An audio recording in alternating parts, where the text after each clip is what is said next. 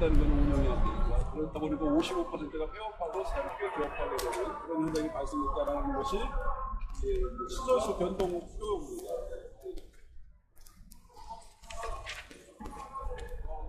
그 다음 장은 보면 우리가 이렇게 이제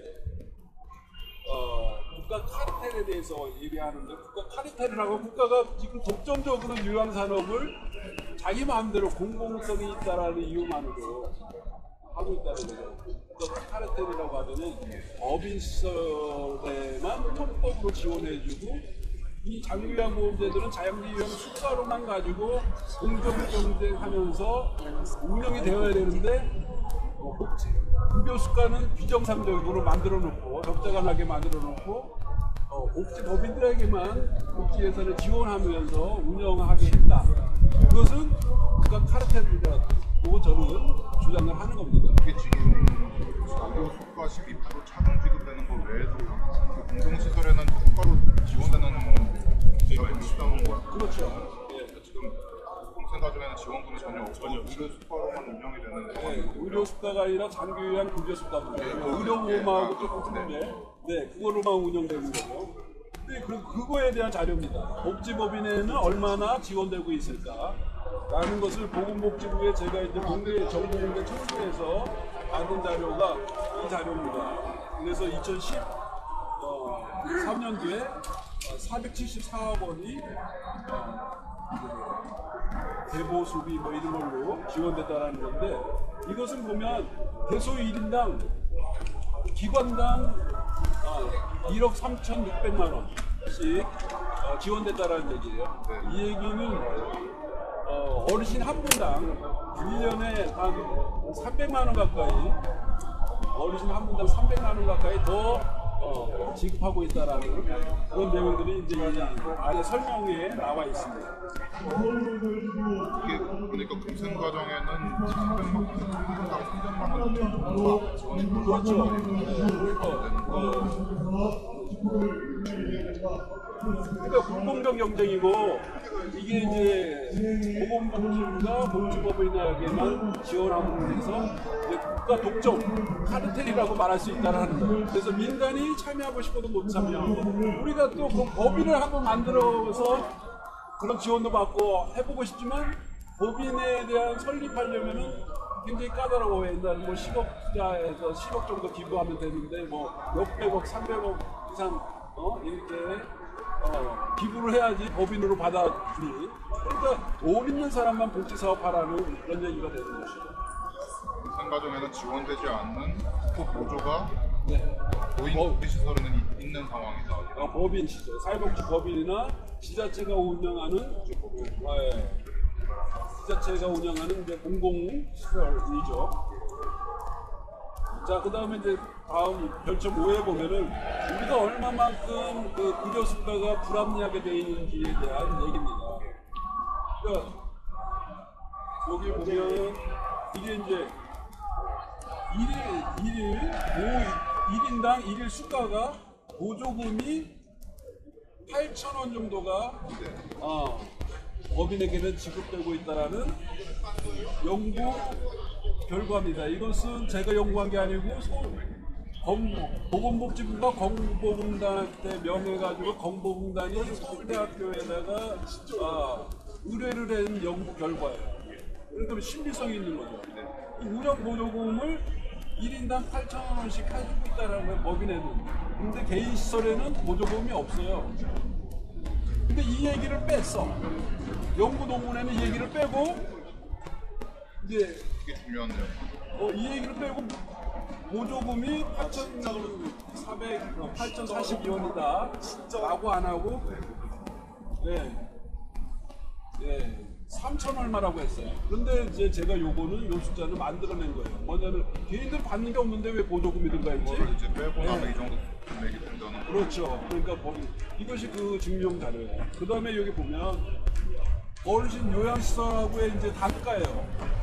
그 관리 운영비가 얼마나 들어가는지에 대한 설명입니다. 노인 요양시설은 14,879원이 하루에 관리비가 들어간다 이 소리입니다. 1인당, 노인 1인당. 공생가정은 당연히 더 들어가게 조사가 됐어요. 연구가 됐어. 15,290원으로. 네. 소규모니까 당연히 관리비가 1인당 더 정부의 정체가 들어가겠죠. 안 되니까. 이거 연구 결과예요. 연구 결과. 연구 용역 결과. 그런데 실제 이 용역 결과를 가지고 급여 수가를 책정했을 때는 어떻게 됐느냐? 실제 급여 수가에 반영되는 것은 이걸로 합니다. 뭐라고 되어 있냐면은 그 부인 같은 경우에는 관리비가 9,000원이죠. 9,000원. 네. 9,633원으로 되어 있습니다. 시설 같은 경우는 70인 시설 기준 같은 경우에는 13,340원으로 표준 수가 모형이 설계되어 있어요. 이게 완전 거꾸로죠. 오히려 수가 모형에도 구인 시설이 더 높아야 됨에도 불구하고 지금 연구 결과에 나왔듯이 15,000원 가까이 돼야 됨에도 불구하고 9,000원만 책정되어 있어요. 어떻게 이렇게 나왔어요? 그러니까는 공생을 죽이기 위해서 갖다 막 때려 맞추기식 급여 수가를 책정했다라는 결론밖에 안 되는 거예요. 거기에는 기득권 세력들, 요양시설, 큰 시설들이 작은 시설들의 그 경쟁력을 죽이기 위해서 단합이죠. 장기요양위원회라는 데서 급여 수가를 하는데 보건복지부 산하에 보건복지부 그 차장이 그 위원장이 되는 장기요양위원회에서 급여를 산정하는데 거기에서 이렇게 결론을 내립니다. 거기에는 우리 근생 소규모시설의 대표, 우리 회장님 같은 분이 장기요양위원회의 위원으로 들어가서 급여 수가 결정할 때 참여해야 되는데 이 급여 수가 결정에 저희들은 아무도 참여치 못합니다. 그러면서 자기들끼리 그 탁상 안에서 결정된 대로 결정이 되고 있어요. 아, 좀 공생 과정의 회장님이시죠? 네네. 저희 협회 회장님이고. 저는 이제 초대 회장이기 때문에 오늘 같은 자리에 제가 설명을 더 잘할 것 같아서 하는 거예요. 네. 자, 그 다음에 이제 또 하나의 아주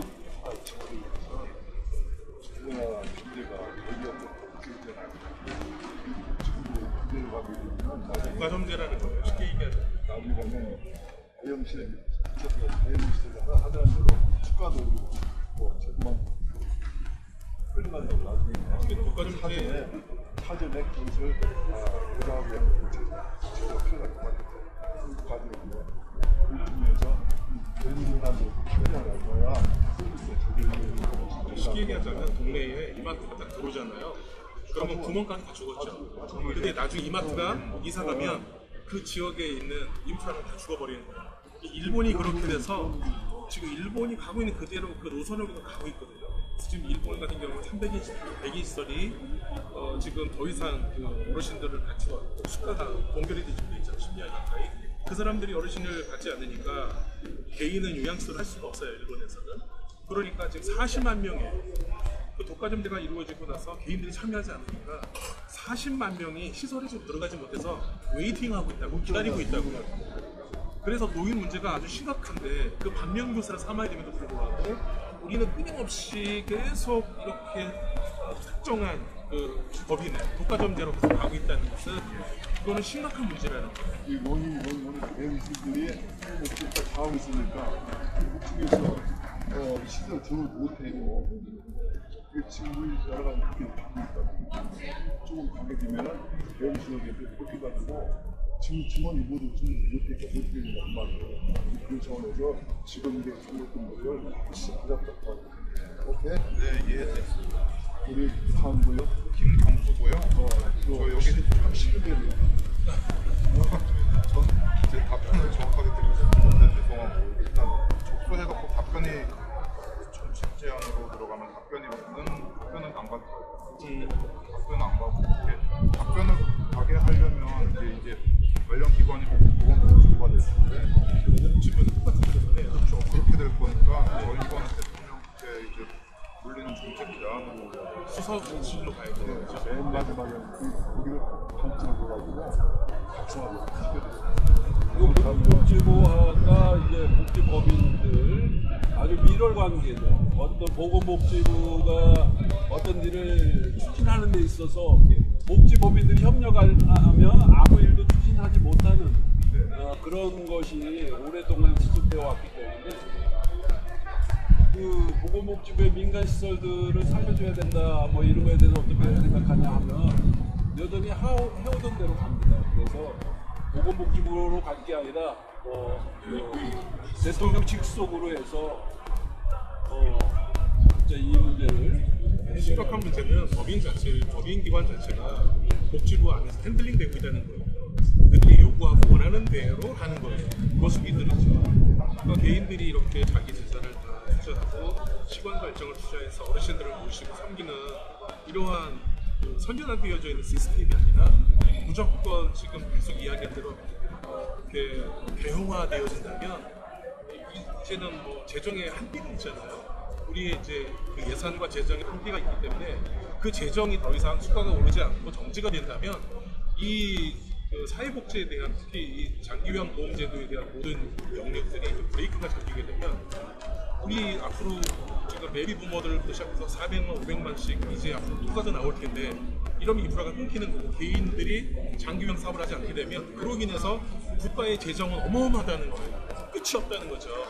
왜 이렇게 뒷걸음을 치는지 모르겠다라는 제 숫자가 되는 부분을 이해해가지고 지금 숫자를 갖고 있었고 오늘 경제정책이 그렇고 노인들 서비스 그렇고 이 상황에서 중간에서 양성하고 마지막으로 이제 가장 중요한 또 핵심 그 문제점, 장기요양 보험제도의 문제점에 대해서 한마디만 더 지적하고 우리 원장님들 그 하시면서 실제로 어떤 일들을 당했는지 어떤 상황인지 한번 직접 조금씩 들어주시면 좋을 것 같아요. 그건 들어도 지금 그래요? 중요한 요점만 그리고 가장 중요한 문제 중에 하나는 장기요양보험제도가 도입할 때 도입 이유가 뭐냐면은 급속하게 노인 인구가 증가하면서 노인 의료비가 수천이나 증가해서 폭발적으로 증가해서 지금도 현재 가장 많은 의료보험 재정의 문제거리가 노인 의료비 증가하고 거의 그 30% 이상을 노인 의료비 비중을 차지하고 있습니다. 그래서 그 노인 의료비를 줄이기 위해서 장기요양보험제도가 들어온 겁니다. 그러니까 괜히 그 더 이상 그 치료가 안 되고 연명하는 수준인데 계속 요양병원이나 병원에서 있는 것은 의료비 재정을 악화시킵니다. 그래서 요양이 필요하신 분들은 요양원으로 입소시킬 수 있도록 하기 위해서 장기요양보험제도가 들어왔습니다. 그래서 어르신이 입소했을 때 청구되는 것이 장기요양은 현재 많으면 160만 원, 적으면 135만 원입니다. 등급별로. 요양병원 같은 경우에는 예전에는 1,000만 원. 그것도 자꾸 이제 너무 많이 청구한다고 감독하니까 500만 원. 500만 원 넘으면 너네들 조사할 거야. 이런 식으로 돼서 이제 요양병원에 있는 똑같은 노인에 대해서 청구하는 비용이 틀린 거죠. 평균적으로 보니까 거의 300만 원 정도는 지금도 청구하고 있다고 합니다. 거기에다가 플러스 감경 비용으로 한 100만 원 정도가 본인 부담금 발생이 되죠. 그래서 그런 것들을 해결하기 위해서 장기요양보험제도가 들어왔습니다. 그래서 처음에는 요양병원들이 그냥 병원 의료계에서 난리가 났죠. 그 제도 왜 들여가지고 우리 먹고 살기 힘들게 하냐고. 근데 현재 상태는 어떻게 되느냐? 40% 이상이 요양병원에 가 있어요. 장기요양 등급을 받으신 분이. 요양원에 있어도 되실 분들이 요양병원에 가 있어요. 그 이유는 뭐냐면은 우리는 겁나게 까다롭고요. 규제 심하고 종사자 배치 기준, 설치 기준, 운영 기준 이런 것들이 엄청 어렵고 요양병원은 후주예요. 그러니까 간병인들 중국 동포들 써다가 20명, 30명 모셔도 아무 문제가 안 돼. 우리는 어르신 3명당 1명, 소규모 동생은 요양실에 2.5명당 1명 이렇게 돼 있죠. 그러다 보니까 경쟁력이 요양병원이 좋은 거야. 그래서 요양병원은 싸게 받을 수 있어요. 어르신은 싸게 받을 수 있어. 근데 20만 원, 30만 원 받고. 우리는 그렇게 받아가지고 운영이 안 되고 그것은 불법으로 규정이 되어 있기 때문에 최소한 5, 60만 원 받고 있어요. 그렇지만 청구하는 돈은 보험 재정 건보공단에 청구하는 돈은 훨씬 많다는 거죠. 세뇌에서. 자, 그런 것들에 불합니다. 그래서 이것을 어떻게 할 거냐? 우리 요양시설에 이용하는 어르신들도 요양병원을 나고 똑같이 본인 부담금 상한제를 해서 어르신들 본인 부담금을 줄여줘야 된다 하는 얘기가 되고요. 또 요양 등급을 가지신 어르신들은 요양병원에 급성기가 아니면 아주 아플 때가 아니면 오리기하고 요양원에 있어야 된다고 해요. 근데 어떻게 됐냐면 요양병원 의료계의 힘과 그 파워 때문에 어떤 얘기로 진행되냐 하면은 요양시설들은 의료 서비스가 부족해. 그래서 요양병원에서 요양시설을 부설로 운영해야 하는 게 더 나아. 그러니까 요양병원들한테 부설로 설치하는데 돈이 없으니까 좀 지원해주자. 이런 식으로 흘러가고 있어요, 제도가. 그러니까 그렇게 되면은 요양병원이 요양시설이 이렇게 되고 시시때때로 요로 끌고 와서 요양병원에서 무슨 급성기다 치료하고 또 때로는 요로 모시고 가고